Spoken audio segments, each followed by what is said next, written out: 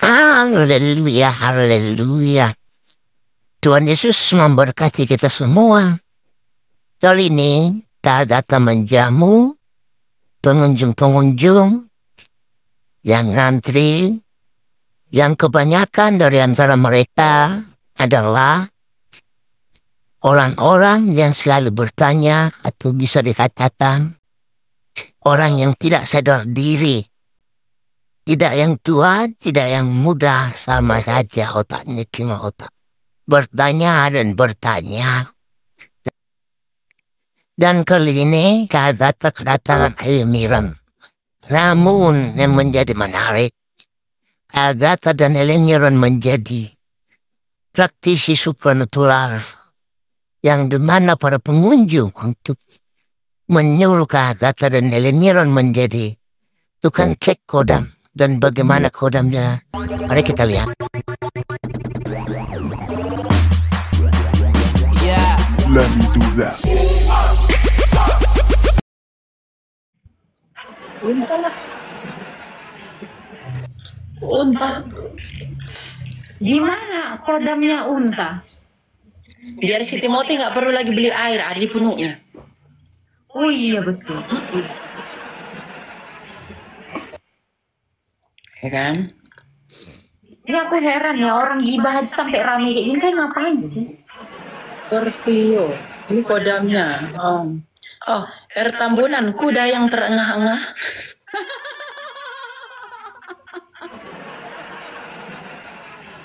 Ada zaitun nggak? Aisyah. Buah ki. Anjay, woi, itu QS78 ayat 33 itu, Anaba 33. Kodamnya ciwi-ciwi tahu brut. Yang mau diisi kodamnya dengan bidadari tobrut, boleh ya saya lempar donat 3. Yang mau dicek semua kodamnya, detail-detailnya, kakinya dua-duanya kanan atau tangannya, boleh kirimkan 2 donat.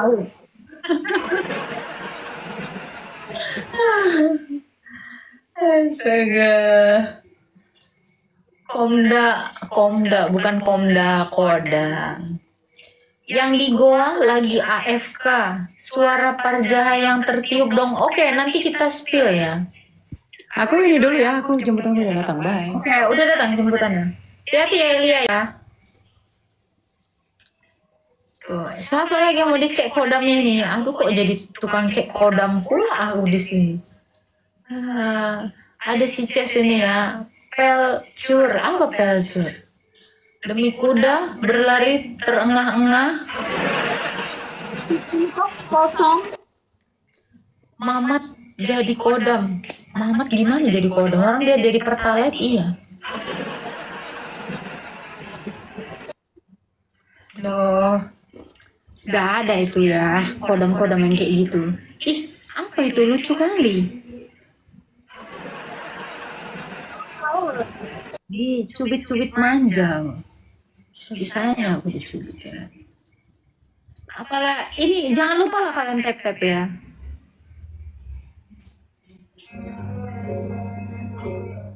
Ini siapa lagi ini? Silakan Luke.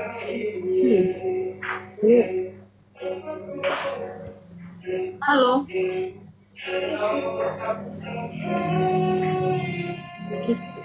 Bang, jangan nyanyi lah bang di roomku bang, nyanyi pula, kok kira? Bisa-bisanya kok nyanyi di roomku. Turun, iyalah. Palermo apaan? Itu nama kota. Selamat sore. Sore kak. Mau nanya kodam ini kak. Oh, jangan nanya kodam lah kak di sini. Ini nggak ada Terus tadi. saya apa? Nanya kodam di Iyalah kak. nenek-nenek aja sono. Apain pula aku cek kodam sama aku, bercandaan doang tadi. Nggak ada itu nenek kodam sama aku. Thank you ya bang Kos. Kodamnya di sini, kayak kurang kerjaan. Apa pertanyaan kalian? Siapa yang nyabut nyawa Yesus? Allah. Yesus ngaku Tuhan. Basi kali.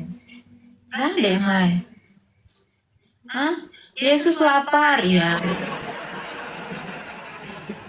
Mbak ini udah aku bikinin dulu. Siapakah Yesus? Nah, kalian nanti tinggal tak kasih tahu. Pertanyaannya yang simpel-simpel aja. Itu mulu yang ditanyakan. Yesus mana ada ngaku Tuhan? Kalau ada gimana? Kalau misalnya gini ya Heri Susanto. Kalau aku ngaku Tuhan, terus aku jadi Tuhan nggak? Misalnya ada orang ngaku Tuhan, terus lantas dia jadi Tuhan kah? Kan belum tentu. Tuhan 3 biji, mana ada Tuhan 3 biji? Ada aja kok. Mana ada? Kamu mau ngapain bang ke atas bang? Kalau mau nyanyi jangan di sini lah. Kau berisik kali.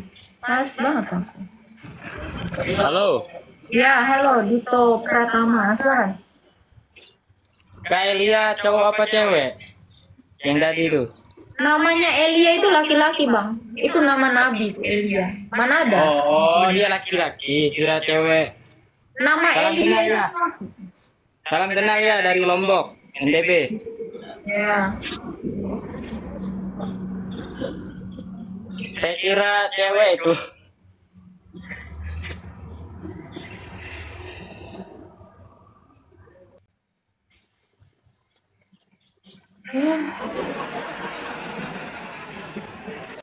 Jangan pula naksir sama Elia. Entahlah. Aku pun bingung sama mereka. Kak, doa Bapa kami ditujukan ke Allah Bapa atau ke Tuhan Yesus? Ke Allah Tritunggal lah. Berarti Bapa dengan firman-Nya yaitu Yesus Kristus dan dengan Roh Kudus. Itulah. Karena Bapa satu di dalam firman, firman satu di dalam Bapa, Roh Kudus juga satu di dalam firman dan Bapa. Kopito Rabika. Yesus mana ada ngaku Tuhan? Allah ada ngaku Tuhan gak sih sama Muhammad? Kalian dalil nggak Allah mengaku Tuhan kepada Muhammad? Coba. Kalau ada, tunjukin aja. Spill. Nyampe doanya ke roh kulub. Mana ada roh kulub? Ada dong. Oke, QS berapa? Quran surah berapa? Trikan 3, tunggalkan 1. Jadi 3 atau 1. 3 dalam 1 Scorpio.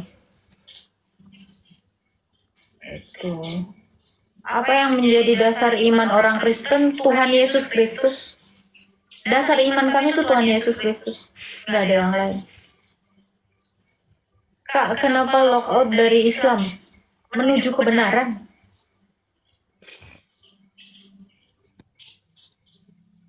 Debat sama Juma kalau berani, udah sering. Pengguna TikTok baru ya. Surah Al-Ikhlas ayat berapa? Oke, ini ada Andre beneran.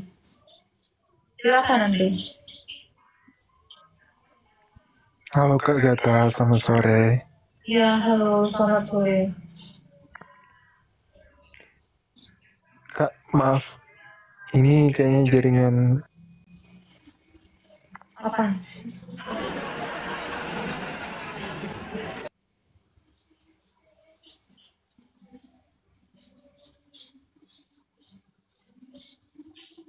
Silakan ya.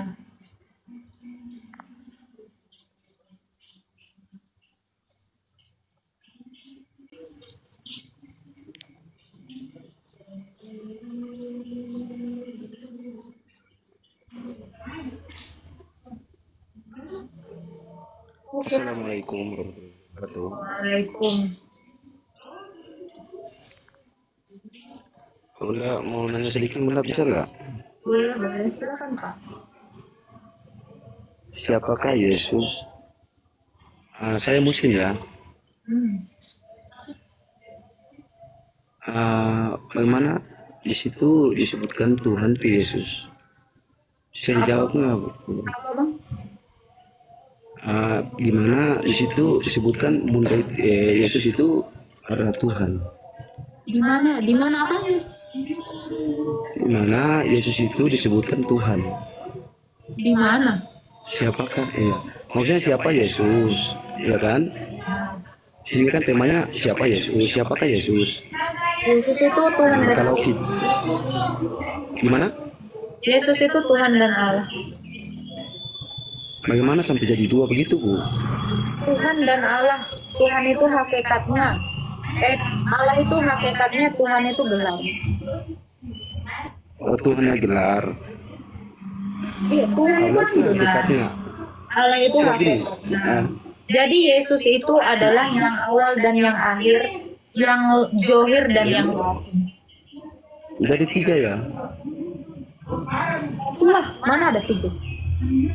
Itu disebut Yesus yang awal sampai akhir. Yang awal dan yang akhir, mana ada yang awal sampai yang akhir? Yesus itu adalah yang awal dan yang akhir, yang johir dan yang batin. Itu Yesus. Yang johir itu maksudnya adalah kemanusiaannya, yang batin itu adalah keilahiannya. Kalau setahu saya, kalau kita di Islam, itu Isa, Yesus itu Isa, Nabi kita. Itu kan nama Nabi juga. Siapa nama kakeknya Isa? Bapaknya Isa lah, bapaknya Isa siapa? Ya mungkin di situ yang tahu, kan di situ kasih pertanyaan. Nanti saya sebut salah lagi di situ bilang saya salah. Tidak tahu. Menyamakan, kan kamu menyamakan. Kalau saya tahu tidak sama. Kalau kamu menyamakan, apa dasar kamu menyamakan Yesus adalah? Dasar kamu menyamakan Yesus adalah Isa itu apa?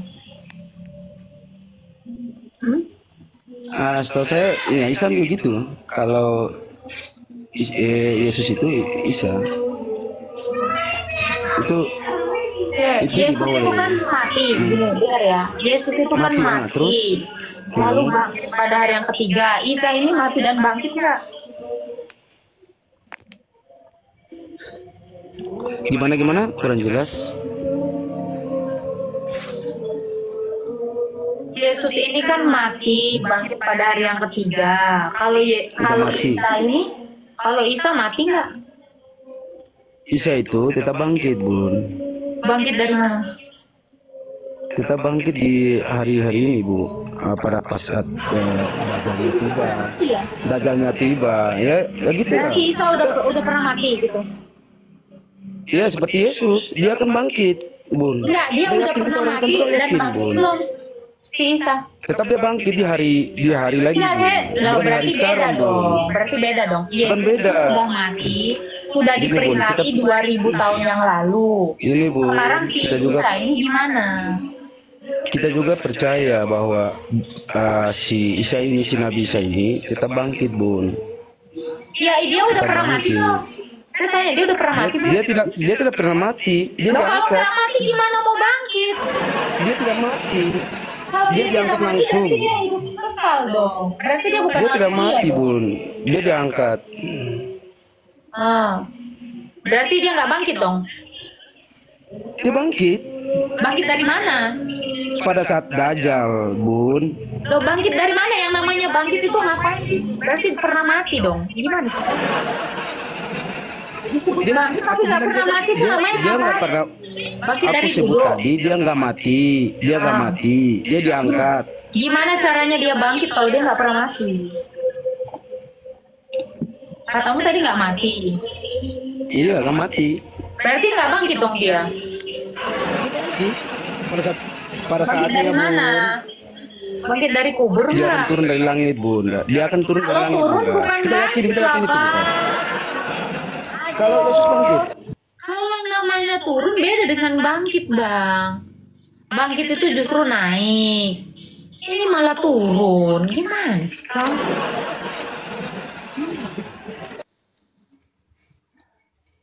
Yang betul lah bang.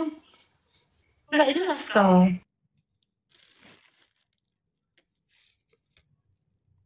Ah,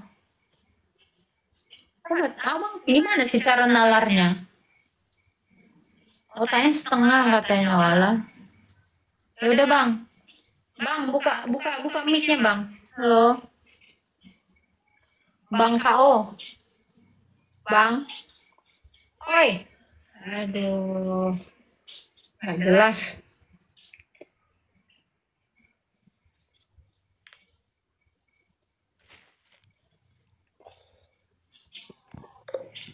Oke. Quran surah berapa tadi? Halo, Bang.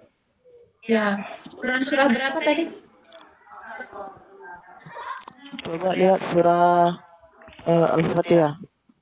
Al-Fatihah surah 1. Ayat berapa, Bang? Itu semua dia. Semua ayat dari ayat pertama sampai habis. Iya, di mana Allah mengaku aku Tuhan kepada Muhammad? Wahai Muhammad, sesungguhnya aku adalah Tuhan. Mana di Al-Fatihah? Rabbil alamin. Amin Tuhan segala alam. Itu ditujukan kepada Muhammad. Enggak dikatakan dia memperkenalkan dirinya. Oke, ini perkataan siapa ini Al-Fatihah? Iya, Al-Fatihah ini perkataan siapa? aku Enggak, Al-Fatihah ini perkataan siapa? ada di Hah? Allah, Putus-putus suara aku, Bang. Allah. Ini perkataan Allah.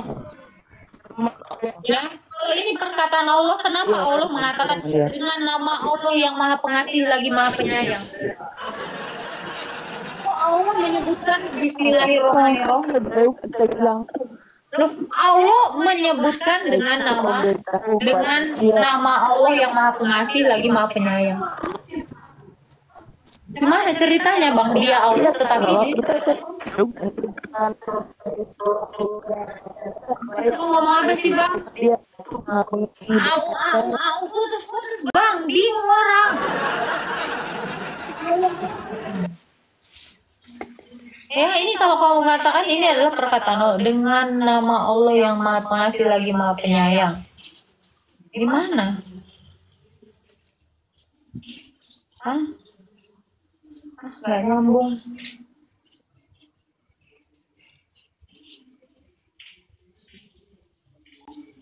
Numpang wifi dulu lah sana, putus-putus.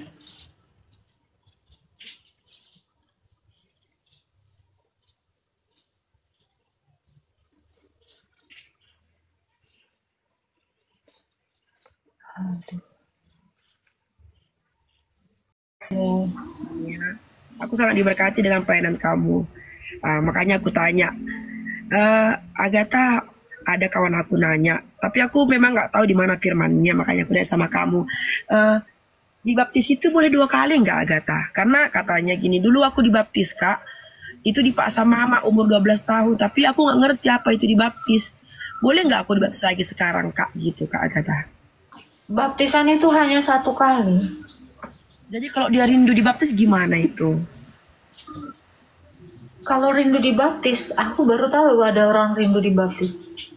Iya, karena waktu dia dibaptis katanya itu dia masih umur 12 tahun gitu. Jadi dia belum mengerti sekali arti kekristenan ini gitu. Jadi boleh nggak lagi aku dibaptis ya, Kak? Ya.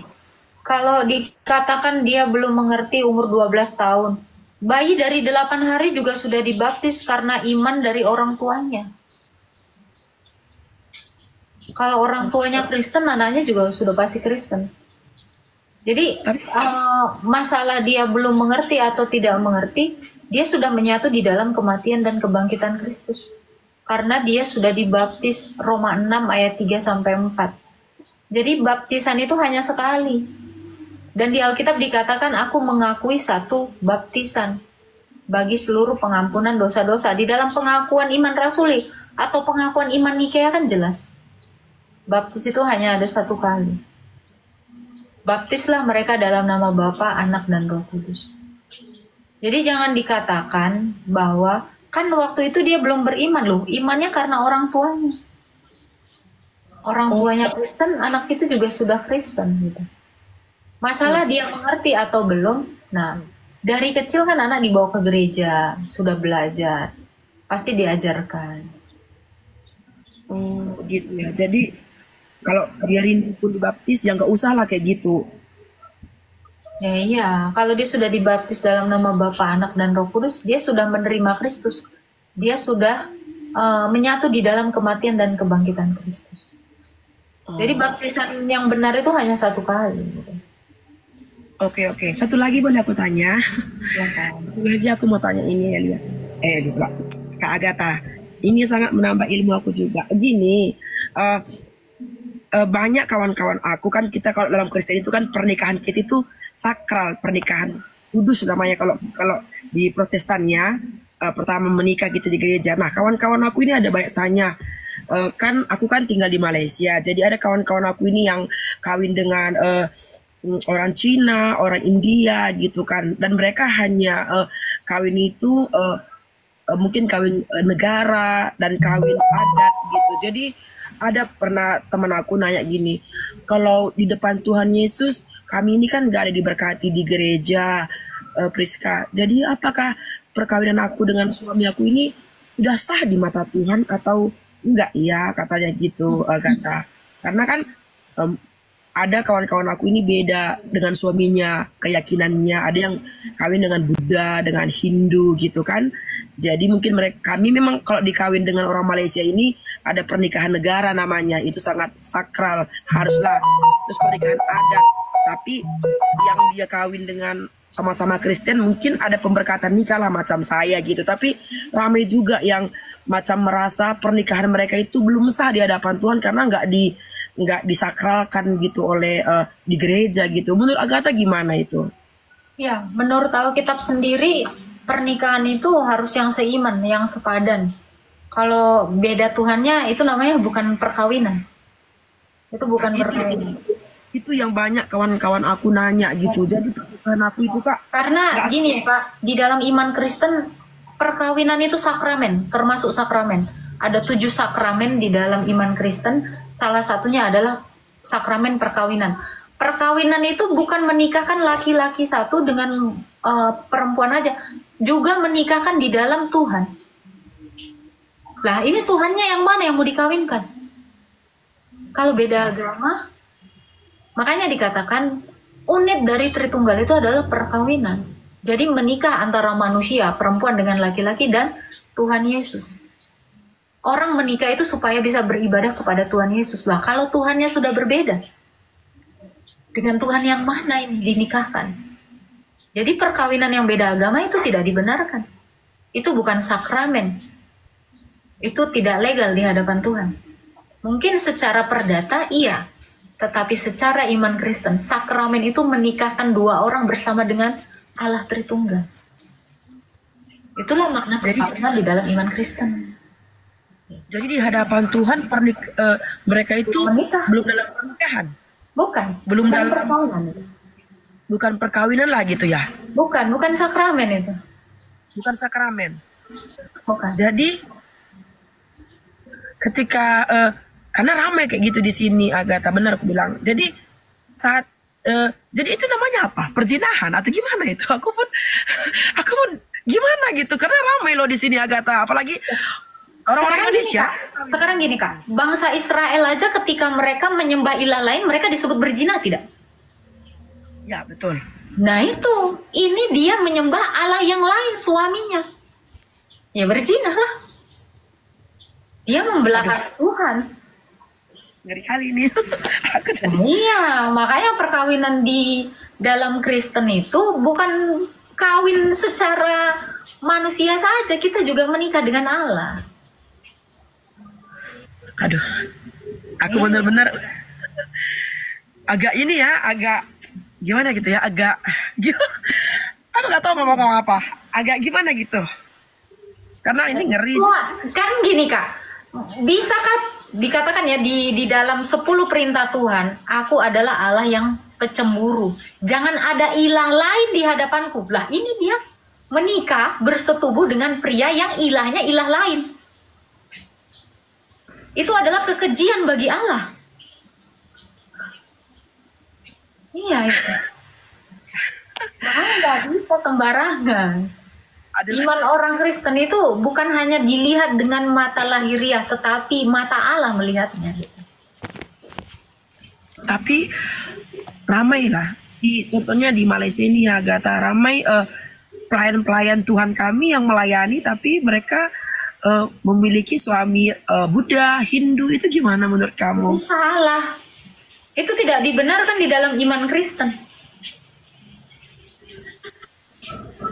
Aku udah nggak ngerti aku jawabnya lagi. Iya, itu nggak ada ajaran yang seperti itu. Karena coba bayangin, kecuali ya laki-lakinya itu masuk Kristen, menerima Tuhan Yesus. Nah itu baru sah. Loh kalau dia masih menyembah ilahnya, ya itu kekejian di hadapan Tuhan. Kamu sudah berzinah, berselingkuh dari Tuhan. Tapi pendeta kami pernah bilang gini, kalau mereka rindu melayani, kan kita larang-larang orang mau melayani Tuhan. Biar bagian itu pelayanannya adalah pelayan munafik dong. Kita melayani itu untuk menyenangkan hati Tuhan. Ini membuat Tuhan marah. Apakah itu bentuk pelayanan? Apakah itu dikira jodoh atau gimana? Hah? Kalau dia sudah menikah, sudah ada anak, kan ada orang bilang, ya namanya juga sudah jodoh. Gimana itu menurut kamu? Jodoh itu ini ya, pilihan manusia ya. Dia kan bisa memilih. Karena banyak orang jodoh itu bukan dari Tuhan, tapi kehendakmu sendiri untuk menikah dengan dia. Bercerai itu apakah dibilang? Itu artinya Tuhan tidak menjodohkan? Ya kan nggak demikian. Jadi seumpamanya mereka berpisah, itu tidak dikatakan perceraian kah dalam Tuhan? Menikah aja belum? Apa yang sudah dinikahkan? Aku udah bingung Agatha, bener Tuhan Yesus ketolong. Karena iya, jadi untuk orang-orang yang aku itu melayani Tuhan, kita melayani Tuhan itu menyenangkan hati Tuhan, bukan malah membuat Tuhan marah. Kalau pernikahan tidak seiman, itu adalah kekejian di hadapan Tuhan. Apakah itu pelayanan? Kalau kita melayani Tuhan, Tuhan kita layani, terus Tuhannya marah, apakah itu bentuk pelayanan? Bukan kan? Ya karena aku sangat kagum dengan cara Tuhan mengajari soal pernikahan ini. Tidak ada perceraian, jangan ada perzinahan seperti itu ya, kawin mengawin gitu. Aku sangat kagum. Makanya memang ada kawan aku, memang benar Agatha, di Malaysia ini memang ramai orang-orang yang TKI ke sini kawin dengan orang Cina, orang India, tapi suaminya suaminya Hindu tapi dia Kristen gitu. Makanya pernah ditanya kawan aku gitu, dia pernah nanya aku, menurut kamu Priska, pernikahan aku ini dengan suami aku ini pernikahan sah nggak di hadapan Tuhan ya? Aku pun nggak bisa menjawab gitu, karena kalau aku menjawab dia sudah ada anak. Kalau aku bilang itu zina gimana? Aku pun nggak ngerti gitu. Memang nggak sampai segitu sih ini aku. Iya begitu ya, kasih tahu aja gitu. Perkawinan itu di hadapan Tuhan kalau kita itu seiman. Kalau tidak seiman itu bukan perkawinan. Itu hanya sah di mata negara atau di mata manusia, tetapi tidak sah di hadapan Tuhan. Oke lah Agatha, aku sudah mulai paham. Jalan satu-satunya gini Kak, jalan satu-satunya adalah si pasangan yang beda agama itu, bagaimana cara dia meyakinkan untuk dia menerima Tuhan Yesus. Itu caranya. Jadi mari injili pasangannya yang belum menerima Yesus. Dengan demikian dia percaya kepada Kristus. Nah, lakukanlah sakramen perkawinan. Jangan mundur, jangan bercerai. Ya bikin dia supaya mengimani Tuhan Yesus. Karena ada kawan aku kan Agatha yang India ini, dia bilang suami aku, karena aku suruh gitu kan seperti kamu bilang, terus dibilangnya suamiku bilang, Bu Priska, biarlah dia dengan agama dia, aku dengan agamaku, karena dia nggak melarang aku dalam Tuhan, Jadi dia pun nggak boleh aku paksa-paksakan masuk ke Kristen seperti itu. Yang penting aku nggak dilarangnya melayani, aku nggak dilarangnya ke gereja. Udah puji Tuhan bagiku gitu. Jadi aku pun nggak mengerti karena itu ada sangat menyinggung juga perasaan dia kan. Apalagi di pernikahan sudah ada anak gitu. Tapi memang ramai yang melayani di sini yang beda agama dengan suami dia. Jadi kalau kamu bilang tadi itu salah satu bentuk perzinahan, ya saya percaya kamu lebih tahu firman Tuhan daripada saya lah. Seperti itu.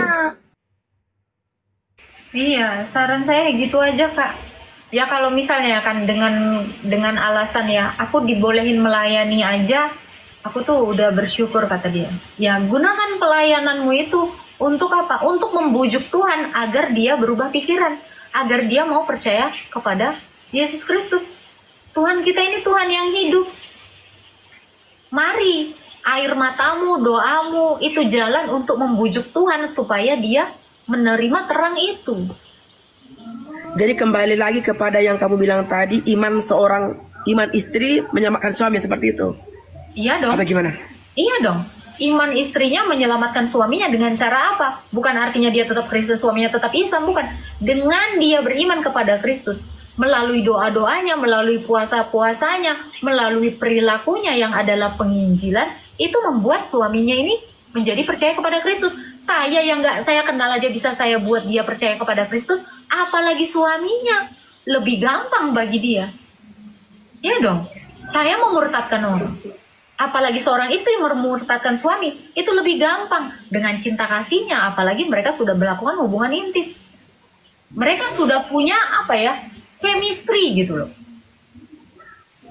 Itu justru lebih baik. Aku pernah kan kita dalam ibadah kom keluarga itu ya. Aku memang pernah pengen sharingkan soal ini Agatha, tapi keyakinanku itu macam belum penuh seperti itu. Aku takut salah bicara atau gimana, akan menyinggung gitu kan. Iya. Jadi aku lebih baik bertanya seperti itu. Kemarin aku mau naik, berapa kali aku naik kamu nggak naik kan. Jadi aku masih simpan perkara-perkara itu gimana Tuhan, aku belum ngerti seperti itu. Pembicaraan ke soal apalagi ini soal suami istri gitu kan. Nanti dibilangnya pula aku iyalah kau lebih baik lah gitu kan, agak susah juga seperti itu. Jadi ini jadi renungan untuk aku lah, bagaimana cara penyampaian yang baik akan hal ini Agatha. Memang belum mengerti sekali aku, tapi ya itu bagus Kak. Belum berpengetahuan ya jangan memberitahu sesuatu, tetapi yang sudah berpengetahuan lah yang boleh memberitakan Injil. Ini kakak udah tepat dengan mempertanyakan ini.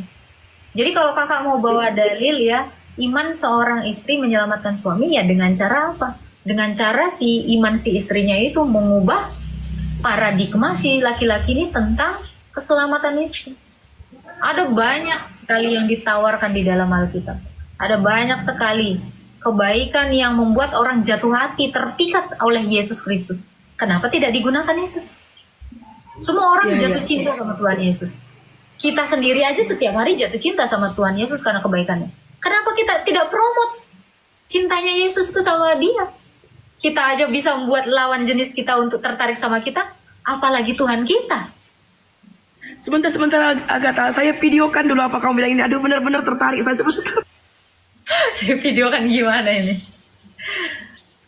Rekam pembicaraan kamu ini seperti itu karena ini berulang kali saya diperhadapkan dengan hal seperti ini Agatha, tapi saya benar-benar memang seperti saya bilang tadi, kalau saya belum tahu bagaimana menjawabnya, lebih baik saya nggak bicara daripada nanti salah, akan menyinggung perasaan orang seperti itu, karena ini sangat berhubungan dengan pernikahan, karena ramai memang seperti itu di tempat kami ini Agatha, yang kami dengan khususnya Buddha, kalau Islam nggak, karena nggak mungkin. Buddha dengan Hindu itu memang sangat banyak, dan banyak kaum ibu kami di sini yang memang berbeda dengan suami dia punya agama tapi dia melayani seperti itu. Tapi memang pernah satu kali ditanya seorang teman saya, jadi saya tertarik membahas hal ini. Saya pernah tanya, itulah saya bilang saya naik dengan kamu nggak pernah naikkan aku udah teringin sekali belajar soal ini. Oke, kamu bilang dulu Agatha, saya rekam. Oke. Jadi di dalam Alkitab sendiri ya, jadi di dalam Alkitab silakan. Bentar Agatha, saya ambil ini, saya dulu video saya dulu. Saya videokan dulu ucapan kamu. Oke, sudah. Oke, Agatha, sudah.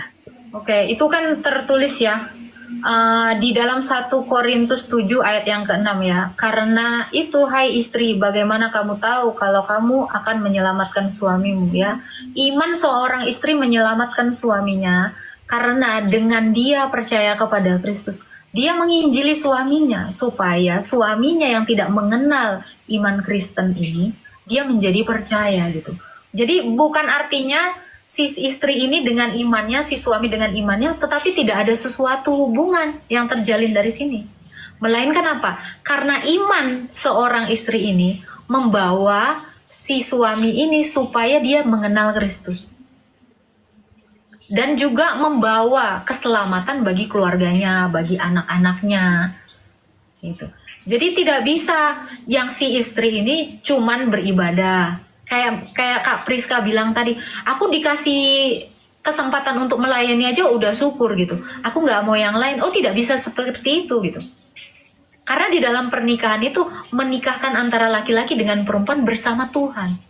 Itulah yang dikatakan sakramen perkawinan unit dari Tritunggal. 3 di dalam 1, 1 di dalamnya 3. Seperti itu. Jadi kalau misalnya ada yang berbeda iman, usahakan orang Kristen ini, mau suaminya, mau istrinya, dialah yang menjadi terang di antara para keluarganya. Bagaimana cara dia menjadi terang di antara keluarganya? Ya dia harus memberitakan Injil keselamatan itu melalui perilakunya. Tidak perlu diinjili dengan banyak firman, gak perlu. Tetapi biarkan Kristus itu tampak, atau Kristus itu menggambarkan perilakunya. Ya dengan cara apa? Bertutur baik, berlaku baik, mengasihi, dan jangan lupa, seorang Kristen jadilah seorang istri yang pendoa.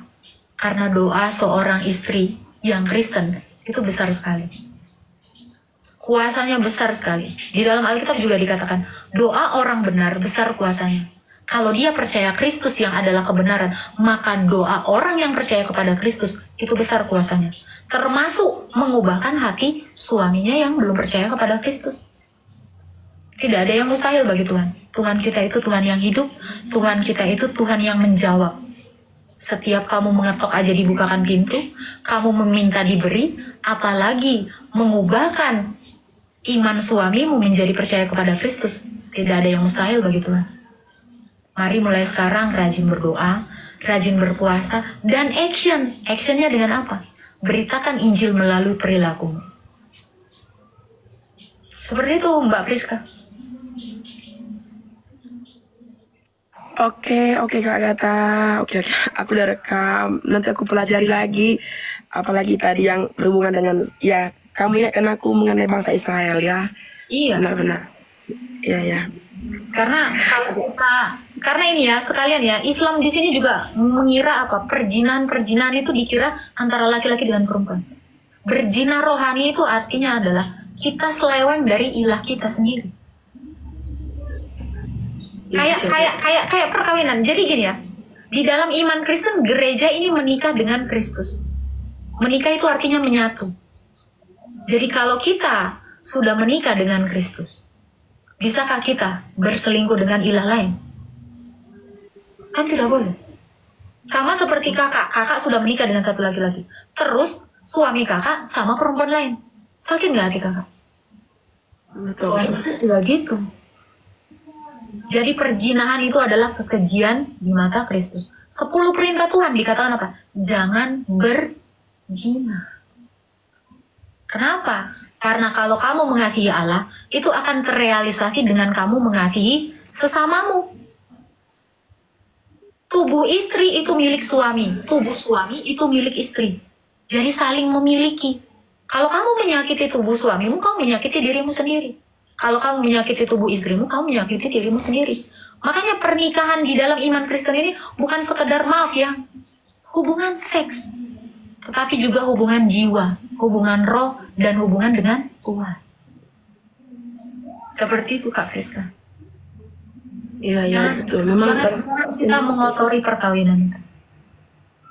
Ya sangat sakral ya Agatha ya. Ini sangat sakral ya.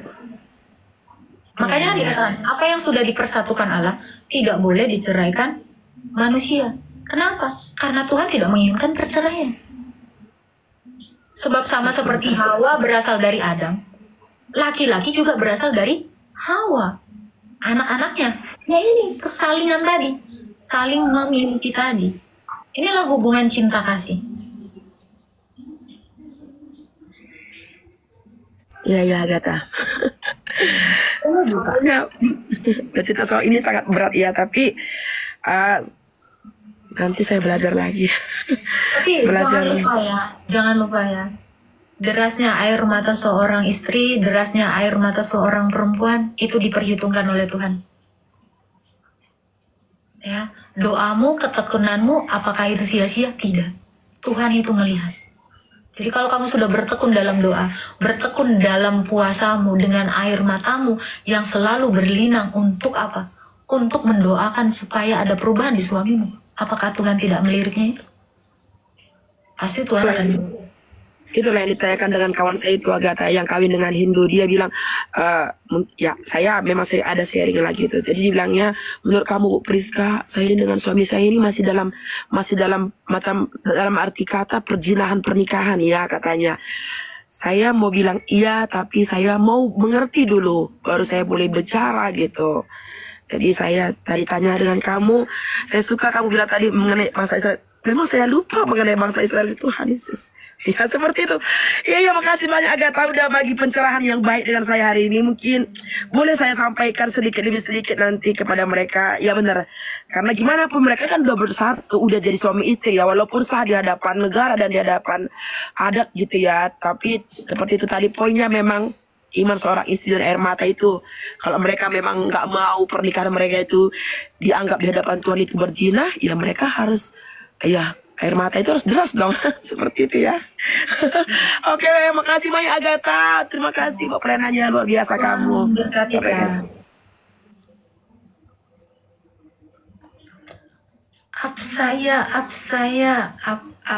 apa nih? Oke lah, semoga hujannya cepat berhenti ya. Kita mau ngejim ini. Silakan, Balwel 88. Halo, selamat sore Mbak. Selamat sore. Ini saya mau nanya soal tadi Mbak Agatha yang nanya, ada nggak Allah bilang mengakui dirinya tuh Allah kepada Muhammad kan? Iya. Coba Mbak cek lagi di surat Al-Ikhlas. Al-Ikhlas ayat berapa? Buka aja di itu Al-Ikhlas tuh. Iya, ayat berapa? Nanti langsung keluar Mbak. Kira kamu tuh kesini ngasih tahu. Cuman cek aja. Lo kalau ada orang nanya, cek aja di Alkitab, ada kan, nggak enak gitu. Cek aja sendiri gitu, bukan jawaban. Haleluya, haleluya. Kak Agatha kiranya selalu diberkati Tuhan karena begitu pelayanannya. Dia menjamu saudara-saudara kita dengan baik, dengan pengertian, bersandarkan dengan kasih Kristus. Demikian juga Kak Priska yang dari Malaysia, yang tidak paham, namun dia melayani Tuhan walaupun di dalam pergumulannya ataupun teman-temannya melakukan pernikahan yang tidak secara agama, cuma secara administrasi negara ataupun adat, yang tidak pahamnya begitu clear dijelaskan oleh Kak Agatha. Dan saudara-saudara kita juga yang muslim lainnya dilayani Kak Agatha dengan baik. Kiranya apa yang diberikan Kak Agatha menjadi pengetahuan yang baru bagi kita, terutama para pendengar Afrocat, sehingga iman dan pengetahuan kita tentang ajaran Kristen bertambah dan bertambah, sehingga memperkuat pertumbuhan iman kita di dalam mencari kebenaran yang dari Yesus Kristus, bukan saja hanya mengaminkan atau seorang umat yang bertanya, karena sesungguhnya Kalau kita tidak tahu, kita harus mencari dari sumber yang tepat agar kita tidak tersesat. Demikianlah Kak Agatha memberikan penjelasan tentang perkawinan yang begitu clear. Sehingga saudara-saudara pendengar apologet, jangan melakukan hal yang sama. Karena bagaimanapun kita telah berjina di dalam perkawinan dan mendoakan Tuhan yang sejati. Terima kasih. Mudah-mudahan ini semua bermanfaat untuk kita, mempertambah ilmu di dalam genggaman kita, sehingga kita teguh dan kuat di dalam mengabdi atau menyerahkan diri kita sepenuhnya kepada Yesus Kristus. Biarlah semuanya menjadi hikmat bagi pendengar apologet apa yang diberitakan Agatha. Namun sekali lagi, buat pendengar apologet yang mau gabung atau berkomunikasi langsung dengan Agatha, boleh bergabung di TikToknya Agatha Palermo, biar ada pemahaman kita yang kurang di dalam hal kita, bisa kita bertanya langsung kalau berkenan. Demikian yang bisa kami sampaikan. Tuhan Yesus memberkati kita. Amin.